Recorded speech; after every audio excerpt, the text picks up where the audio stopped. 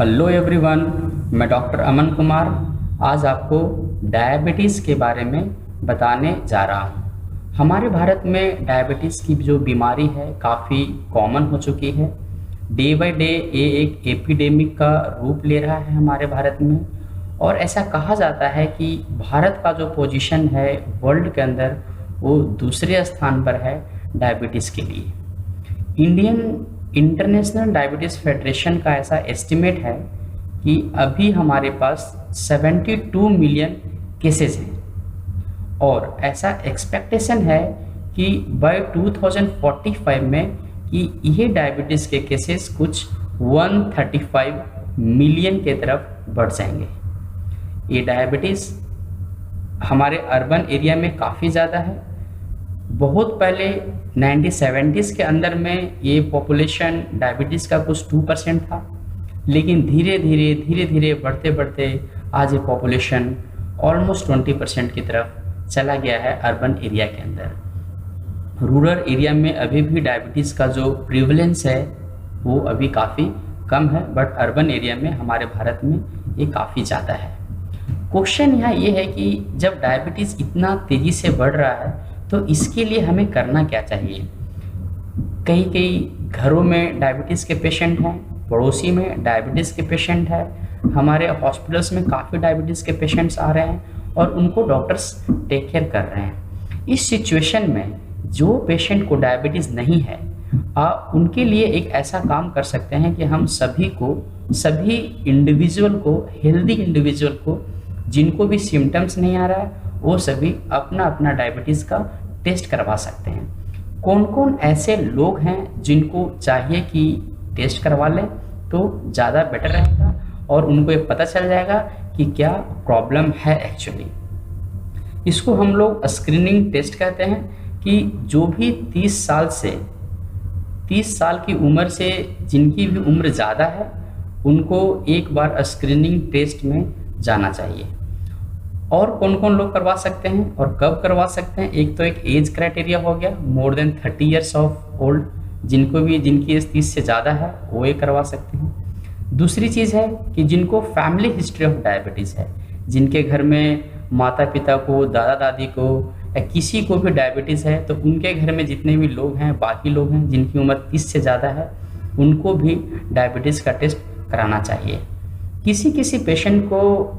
किसी इंडिविजुअल को ओबेसिटी है, मोटापा है, ओवर वेट है, उनको ऐसा लगता है कि मैं काफ़ी मोटा हूँ, या ओबेसिटी है उनको भी कराना चाहिए ये डायबिटीज़ की स्क्रीनिंग टेस्ट। ठीक है।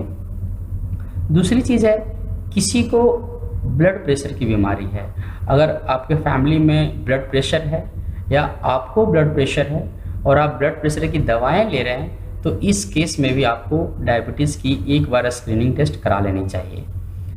चौथी चीज़ ये है कि किसी पेशेंट को हिस्ट्री ऑफ कोलेस्ट्रॉल है, जिसको मेडिकल लैंग्वेज में बोला जाता है डिसलिपिडीमिया, और जो भी अंडरगोइंग ट्रीटमेंट पे भी हैं, दवाएं ले रहे हैं, उनको भी ये टेस्ट कराना चाहिए।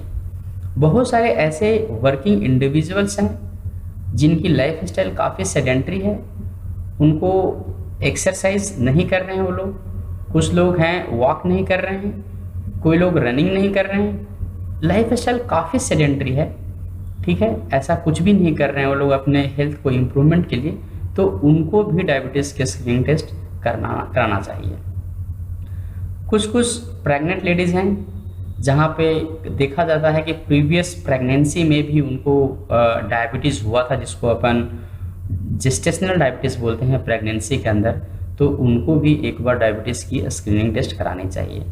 किसी पेशेंट को हिस्ट्री है हार्ट डिजीज़ का, किसी पेशेंट को प्रॉब्लम है कि फैट्स वगैरह ज़्यादा हैं शरीर में, उनको भी स्क्रीनिंग के अंदर आना चाहिए। कुछ फीमेल्स हैं जिनको ओवरी सिस्ट वगैरह हो जाता है।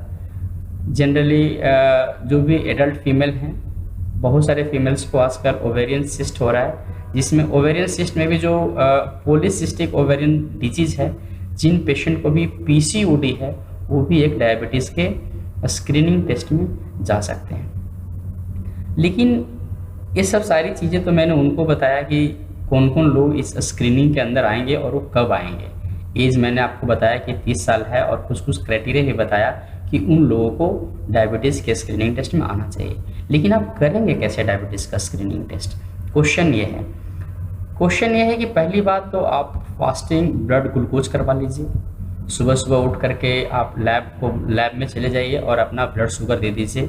वहाँ से भी हम लोग एक बार चेक कर सकते हैं कि आपको डायबिटीज़ है कि नहीं है। दूसरी चीज़, या तो आप ओरल ग्लूकोज टॉलरेंस टेस्ट करवा लीजिए। 75 ग्राम ग्लूकोज लेकर के 75 ग्राम ग्लूकोज को पानी में मिक्स करके आप उसको पी लीजिए, और उसके 2 घंटे के बाद एक बार टेस्ट करवा लीजिएगा। उसको अपन बोलते हैं post prandial blood sugar, PPBS।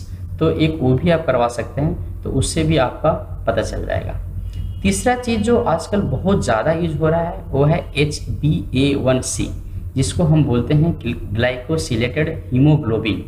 ठीक है, उसमें अपन ये पता करते हैं कि HbA1c का लेवल क्या है। अगर वो लेवल 6.5 से नीचे अगर आपका आ रहा है तो आप डायबिटीज़ के कैटेगरी में नहीं आते हैं। लेकिन वही लेवल अगर 6.5 से ऊपर जा रहा है तो आप डायबिटीज़ के कैटेगरी में आते हैं।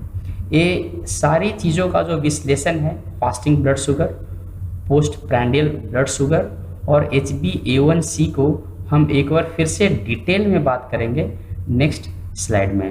अभी के लिए इतना काफ़ी है। आप ये देखिएगा कौन कौन से पेशेंट हैं जो कि स्क्रीनिंग के अंदर आ रहे हैं, कौन कौन से हेल्दी इंडिविजुअल्स हैं जो स्क्रीनिंग के आ रहे हैं। मैं रिक्वेस्ट ऐसा करूँगा कि आप सभी लोग एक बार शुगर की जांच जरूर करवा लें। धन्यवाद।